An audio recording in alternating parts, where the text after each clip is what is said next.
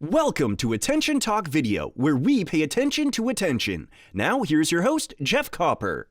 Welcome, everybody, to this edition of Attention Talk Video. I'm your host, cognitive engineer and ADHD coach, Jeff Copper. Recently, I have announced that I've developed a new field of engineering called Cognitive Ergonomics from the inside out. It's a new field of engineering and a new ADHD intervention. And it takes a very analytical, very engineering approach to helping those with ADHD. And here today, I want to tell a lived experience that I just got off the phone coaching an individual.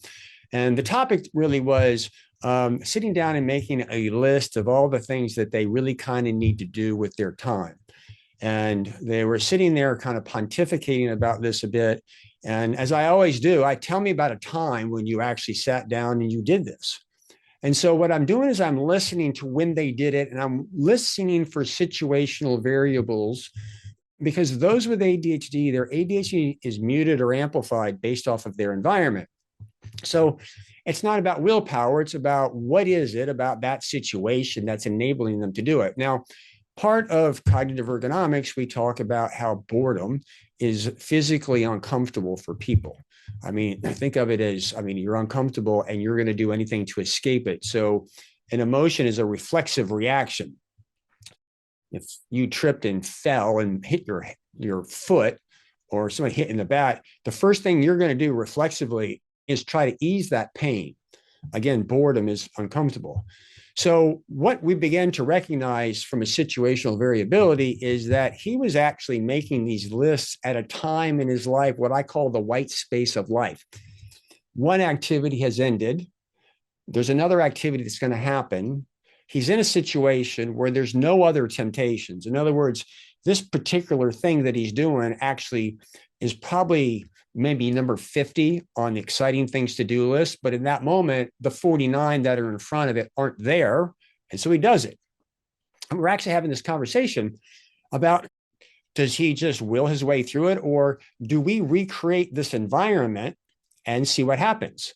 So where we ended up, interestingly enough, and it doesn't really matter the details, there's a person that he wants to go to on a train, and the train does not have very good internet, and there's really no other temptations at that side.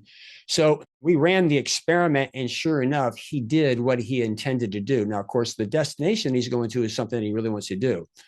Here's my point, is a lot of times people with ADHD, they want like willpower, and intellectually they say this is a really good thing to do, but they don't realize the underlying reason of what's really happening. In this situation, the list is good, but it's a bit tedious and boring. And quite frankly, there's other exciting things in their life. And whenever it's competing with something else that's of interest, that person doesn't do it. So the idea really is how do we put ourselves in an environment such that it's the most exciting thing to do, and thus it works. What I want to bring to your attention is the underlying root issue here is not willpower, whatever, it's the ADHD brain. I said a lot that managing yourself is really about managing the situational variables of the environment, right? This is very different from the current way of thinking. But if you take a look at it, it really makes a lot of sense. So anyway, I hope this gives you a pause to think and ponder, and a different way of looking at managing your ADHD.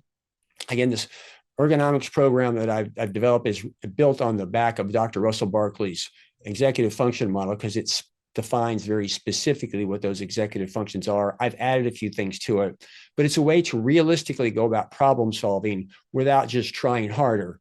And I'll tip my hat here. If you take a look at it, a lot of those behavioral things that you're done is they work sometimes, they usually don't. They work when the situational variables are right, and they don't most of the times because the situation is very different. If you're new to my channel, please hit the subscribe button. If you're an existing subscriber, what do you think? Just hopefully provide an aha. With that, I hope this gives you pause to think. Thanks for joining us for this edition of Attention Talk Video. Take care.